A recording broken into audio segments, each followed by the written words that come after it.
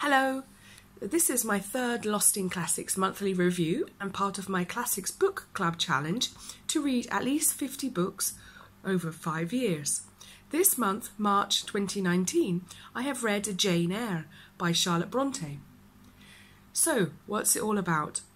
Jane Eyre, an autobiography, tells the life of Jane Eyre in retrospect, from her marriage looking back over her childhood to her coming of age. Jane is an orphan taken in by her uncle. On his deathbed, her aunt begrudgingly agrees to keep her on. Jane is a feisty girl with a thirst for knowledge.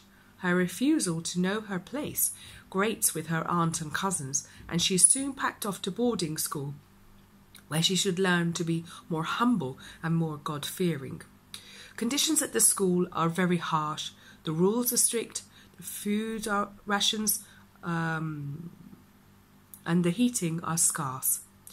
Jane resists thanks to her friend Helen and teacher Miss Temple. However, tuberculosis runs rife through the school and claims many victims, including Helen. When the tyrant headmaster is demoted, conditions at the school gradually improve, and Jane stays on as a teacher until she is 18, when she decides to spread her wings and advertises as a governess. She's taken on by Mrs. Fairfax at Thornfield Hall as a governess to Adele, daughter of a French dancer and ward of the often absent Mr. Rochester. The house has many more comforts than the school, but Jane finds her life a little flat. However, she occasionally hears strange laughter and cries coming from one wing of the house that are explained away as just Grace Poole, a drunken old servant woman. Then the master returns. He's riding a horse when he falls, and Jane, who is passing, helps him up. So here it is the woman who rescues the man. Jane only discovers on returning to the house that the man is in fact her boss. Jane and he are said to be physically unattractive, and Jane doesn't have any ladylike talents, but the two exchange a quick conversation, and for the first time, Jane doesn't feel looked down on. The two seem equal in their intelligence, and their relationship is not the classic romance. Rather than Rochester sweeping Jane off her feet, it is rather the other way round. Jane comes to Rochester's rescue again one night when she discovers, as she wakes up, that his bedroom has caught fire. Jane believes this incident has sealed their friendship, but when she wakes up in the morning, she's informed that the master has gone away.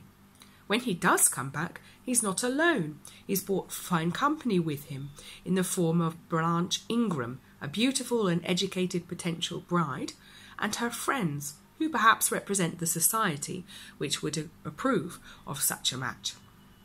Despite their obvious cultural and social differences, Rochester insists on Jane's presence in the evenings. Rochester chooses to call on Jane's help another time in the middle of the night to assist a man who has apparently been attacked. Jane gets word that her aunt is dying and is asking for her, so she leaves Thornfield, promising to come back as soon as she can.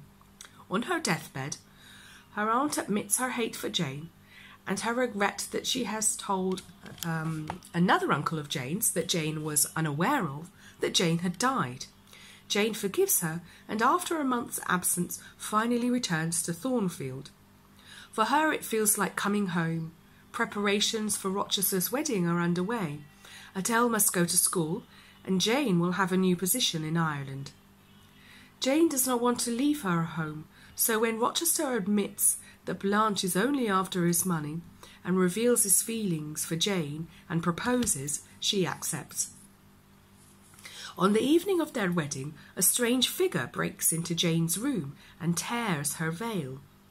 In the morning, Rochester is nervous and eager to hurry the wedding through and get away, but the ceremony is interrupted by the attacked man, who makes the shocking revelation that Rochester already has a wife, his Creole sister Bertha.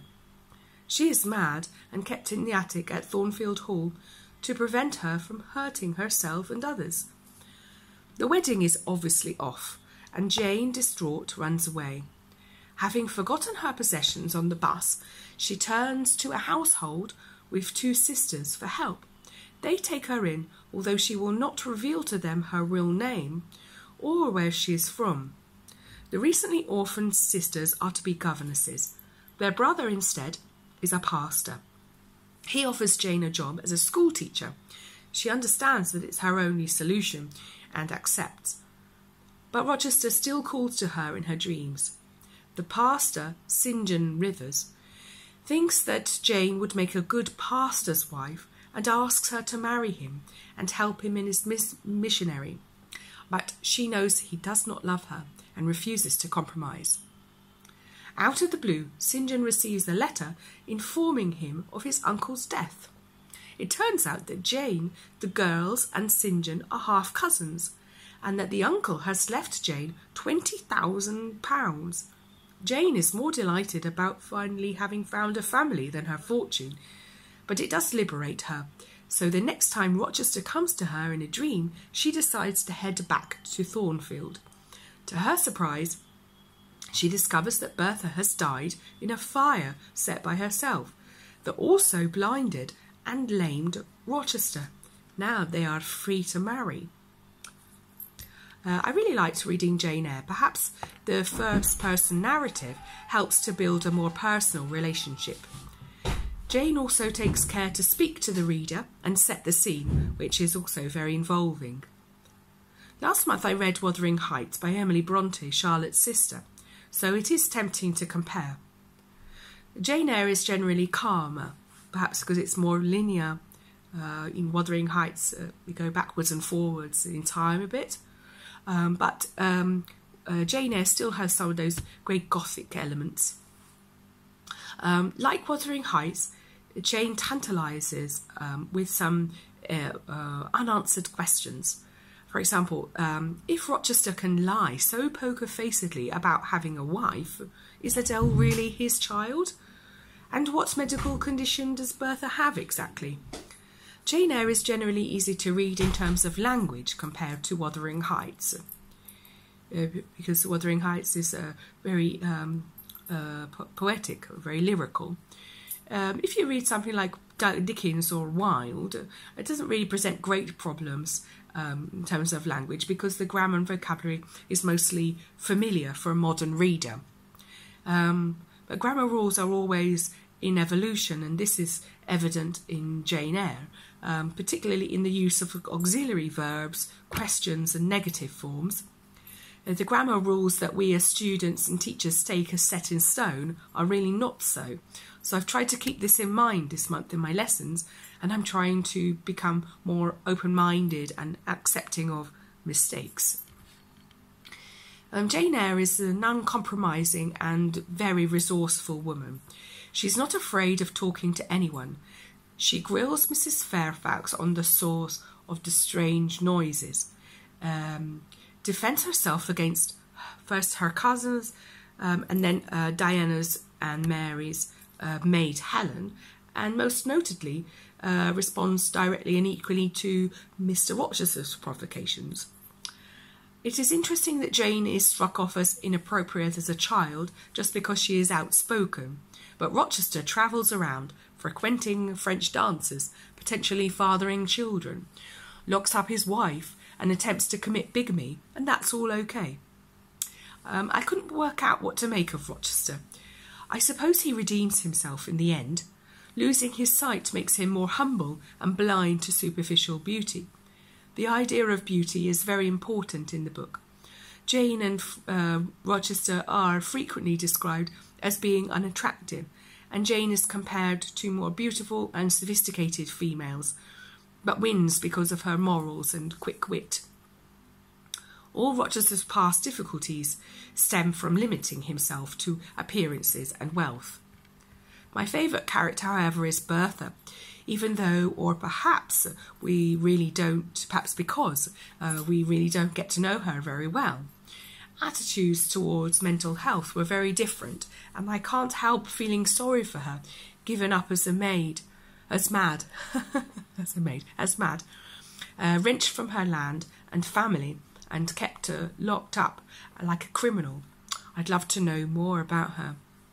The novel tells of Jane's search for family and her place in the world, but above all for me it is Jane's discovery of her own self-worth that is most inspirational. And I love the quote, "I can live alone if self-respect and circumstances require me to do so. I need not sell my soul to buy bliss. I have an inward treasure born with me, which can keep me alive if all extraneous delights should be withheld, or offered only at a price I cannot afford to give." Okay, so I'd love to know your thoughts about Jane Eyre. And in April, we'll be reading Persuasion by Jane Austen. You can find the book in different formats on my blog. So it'd be great if you could join in. And I'll be back with another review at the end of April. So hope to see you then. Thank you. Bye-bye.